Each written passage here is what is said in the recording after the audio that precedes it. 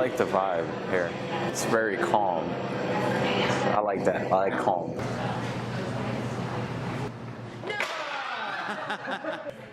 I try to have a vibe where people are just here to kind of enjoy themselves and kind of get away.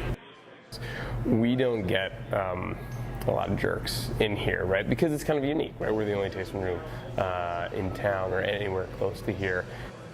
We've kind of got it mixed, there's bar seating, there's table seating, there's barrels that people can sit around. We've got games, we've got Giant Connect 4 and Jenga. We've got projection screen with TVs. There's a little bit of everything for everyone. So again, try to make it just a fun atmosphere where you're kind of getting away and you're kind of losing yourself. Cheers!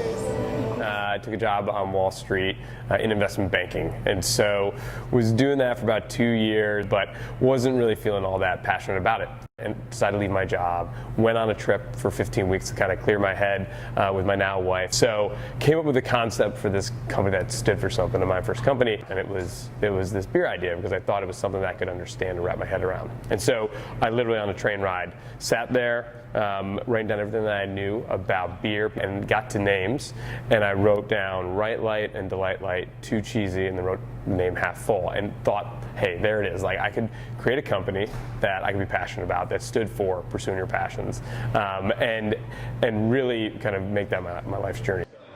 I mean, I think the biggest thing is not being afraid to try things and potentially fail, right? Like there's so many things. You do a lot of planning. I did 2 years of business planning at business school to get ready for that moment when I was going to open my doors. But I think it's Mike Tyson said, everyone has a plan until they get punched in the face, right? And that you open the doors and all of a sudden you realize what is really out there.